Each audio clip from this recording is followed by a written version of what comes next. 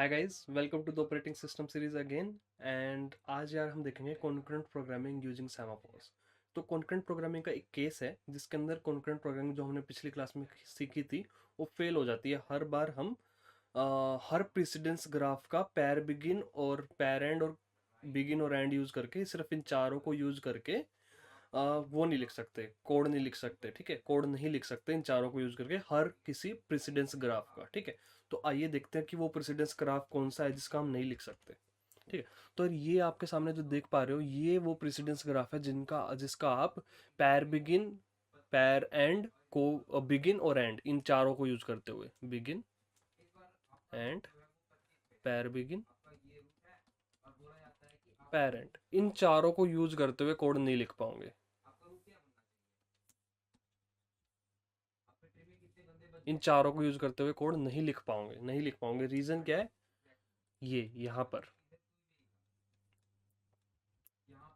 Cross dependency, cross dependency. ठीक है, cross dependency कैसे? ये लेवल्स हैं मेरे हिसाब से, S1 फिर ये फिर S7। ठीक है, बट ये देखो S6 S4 पे डिपेंडेंट और S3 पे डिपेंडेंट, ये कैसे करूंगा मैं? This is not possible at all using, this is not possible at all using ये। इन चारों को यूज करते हुए नहीं कर सकता मैं, ये पॉसिबल नहीं है। इन चारों को यूज करते हुए आप चाहो तो ट्राई कर सकते हो कोड लिखने का, नहीं लिख पाओगे। रीजन क्या है? Cross dependency. Cross dependency is the reason कि हम नहीं लिख पाएंगे, हम नहीं लिख पाएंगे इन चारों को यूज करते हुए। ठीक है, तो अब इस कंडीशन में यार हम सेमाफोर्स को यूज करते हैं। अब आती है बात कॉन्करेंट प्रोग्रामिंग यूजिंग सेमाफोर्स। ठीक है, अब इस कंडीशन में सेमाफोर्स की जरूरत पड़ती है कि सेमाफोर्स की मदद से हम ऑलमोस्ट सारा लिख पाते हैं। ऑलमोस्ट, एक मिनट, क्रॉस डिपेंडेंसी तो मैं वापस लिख दूंगा। ठीक है, ऑलमोस्ट सारा लिख पाते हैं।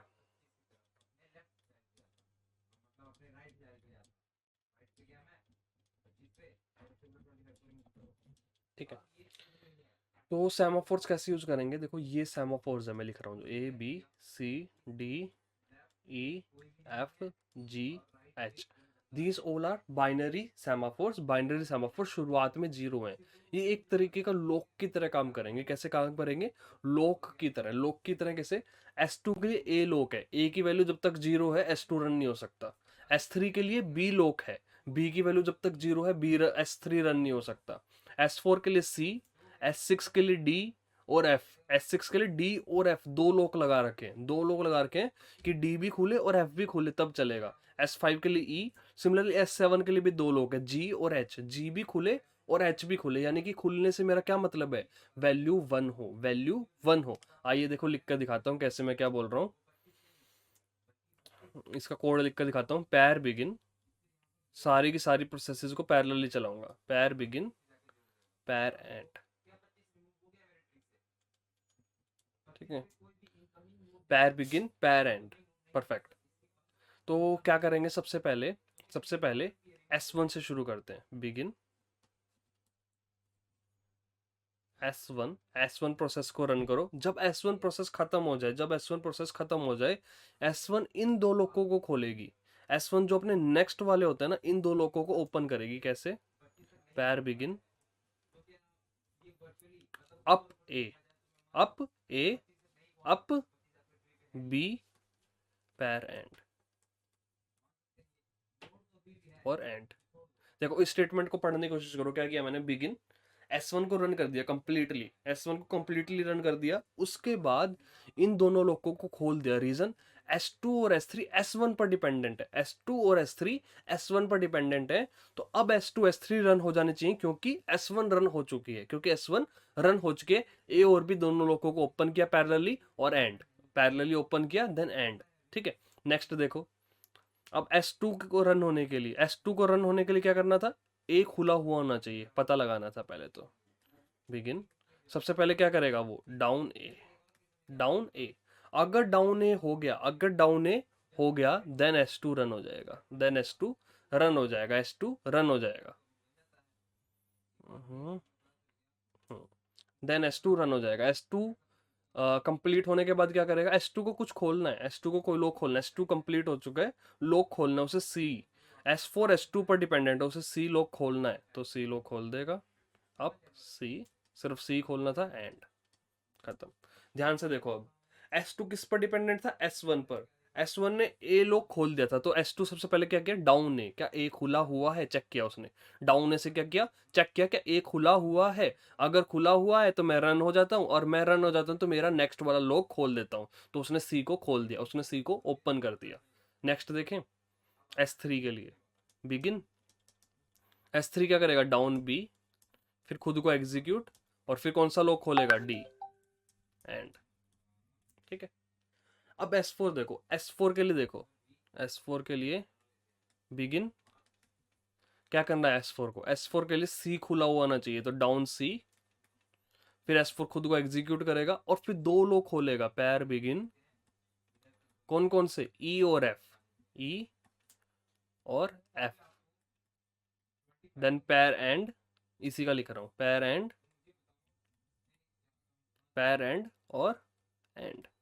ठीक है, तो क्या हुआ, S4 किसके ऊपर डिपेंडेंट था, S2 के ऊपर, तो उसने C को डाउन करके देखा, C को डाउन करके देखा, क्या C लॉक खुल चुका है, C लॉक खुलने का मतलब क्या है, S2 एग्जीक्यूट हो चुका है, तो C को खोल कर डाउन करके देखा, फिर खुद को एग्जीक्यूट किया, फिर इन दोनों लोगों को E और F को ओपन किया और खत्म, E और F को ओपन किया पैरेलली, E और F को पैरेलली ओपन कर सकते हैं, लोग को पैरेलली ओपन करने में क्या बुराई है, S4 एग्जीक्यूट हो ही चुका है, तो फिर उसके बाद पैर एंड हो गया, पैर एंड हो गया। ठीक है, S3 के भी लिख चुके हैं, तो थोड़ा सा मैं इसको ऊपर की तरफ स्क्रॉल कर देता हूँ, क्योंकि हम S4 तक लिख चुके हैं, S4 तक लिख चुके हैं। ठीक है, अब S5 की बात करते हैं, S5 की बात करते हैं, S5 किसके ऊपर डिपेंडेंट है, E के ऊपर, तो बिगिन, S5 क्या करेगा, डाउन E, खुद को एग्जीक्यूट, कौन सा लॉक खोलेगा, अप जी लॉक खोलेगा, देन एंड, खत्म। S6 को किस किस के ऊपर डिपेंडेंट है, X6 F और D के ऊपर डिपेंडेंट है, देख लो, D के ऊपर भी डिपेंडेंट है और F के ऊपर भी डिपेंडेंट है, दो के ऊपर डिपेंडेंट है, तो क्या करेगा आते ही, बिगिन, पैर बिगिन, दोनों को डाउन करके देखा, किस किस को, F को और D को, अगर दोनों के दोनों डाउन हो गए तो फिर कुछ करेगा, इरेजर, ये भी एक बार के लिए मिटा रहा हूँ, पैर एंड है लास्ट में, मान लेना, FD, पैर एंड, ठीक है, तो F और D दोनों को डाउन करके देखा उसने, F और D दोनों को डाउन करके देखा, ठीक है, और फिर उसके बाद S6, S6 खुद एग्जीक्यूट होगा और किस लॉक को खोलेगा, H वाले लॉक को खोलेगा और खत्म, H वाले लॉक को खोलेगा और खत्म, H वाले लॉक को खोल देगा, देन खत्म। ठीक है, ठीक है, D और F को ही डाउन करना था उसे, परफेक्ट। फिर नेक्स्ट नेक्स्ट S7, S7 देखो किसके ऊपर डिपेंडेंट है, G और H पे, G और H अभी अभी खुले हैं, तो बिगिन, पैर begin, down G, down H, पैर एंड, उसके बाद S7 खुद एग्जीक्यूट होगा, कोई भी लोग उसे ओपन नहीं करना, एंड, और यहाँ पर हमारा पेरेंट था। ठीक है, अब आप सोच रहे होंगे सारी की सारी प्रोसेसेस पैरेलली क्यों चला दी, सारी की सारी प्रोसेसेस पैरेलली क्यों चला दी, आप खुद ही देख लीजिए, इनमें से कोई भी प्रोसेस चल जाए, कोई भी प्रोसेस पहले चल जाए, doesn't matter, doesn't matter, suspend हो जाएगी, अगर लोग खुला नहीं होगा पिछला, सस्पेंड हो जाएगी, और जब फिर लोग खुलेगा वापस वेकअप हो जाएगी, आप जब ऑपरेशन परफॉर्म करेंगे वापस वेकअप हो जाएगी, तो ये सारे के सारे हमारे बाइनरी सेमाफोर्स थे, इनिशियली सबके सब जीरो थे, तो इन सबको एक एक करके ओपन किया डिपेंडेंसी के अकॉर्डिंग, जैसे कि S1 A और B को खोलेगा, S2 C को, S3 D को, S4 E और F को, S6 H को, S5 G को। ठीक है, और S2 A को पहले डाउन करते हुए जाएगी, S3 B को डाउन करते हुए, S4 C को डाउन करते हुए, S6 F और D दोनों को डाउन करते हुए, S5 E को और S7 G और H दोनों को डाउन करते हुए पहले एग्जीक्यूट होगी, पहले एग्जीक्यूट होगी। तो अब हम मोस्टली वेरी मच हर किसी का कोड लिख सकते हैं, हर किसी का कोड लिख सकते हैं यूजिंग सेमाफोर्स। तो कॉन्करेंट प्रोग्रामिंग में यूजिंग सेमाफोर्स हम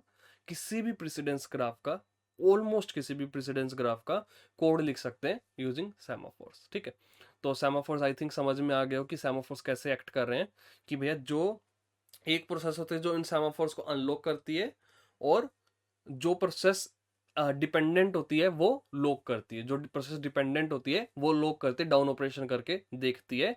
और जो प्रोसेस डिपेंडेंट नहीं होती, जिस पर दूसरी प्रोसेस डिपेंडेंट है, वो अनलॉक करती है। जैसे कि S2 S3 are the dependent processes, और ये दोनों S1 पे डिपेंडेंट है, तो S1 is the unlocker and S2 and S3 are the locking processes, जो कि बाइनरी सेमाफोर को डाउन करेंगी, बाइनरी सेमाफोर को डाउन करेंगी। ठीक है, आई होप सो यार समझ में आ गई हो ये वाली बात, कि कुछ ऐसे प्रेसिडेंस ग्राफ हैं जिनका सिर्फ इन 4 कीवर्ड्स को यूज करते हुए, बिगिन पैर एंड को यूज करते हुए कोड नहीं लिखा जा सकता, कॉन्करेंट प्रोग्राम नहीं लिखा जा सकता। तो हमें सेमाफोर्स की रिक्वायरमेंट पड़ी, तो सेमाफोर्स मैंने अभी अभी आपको दिखा दिए। Thank you.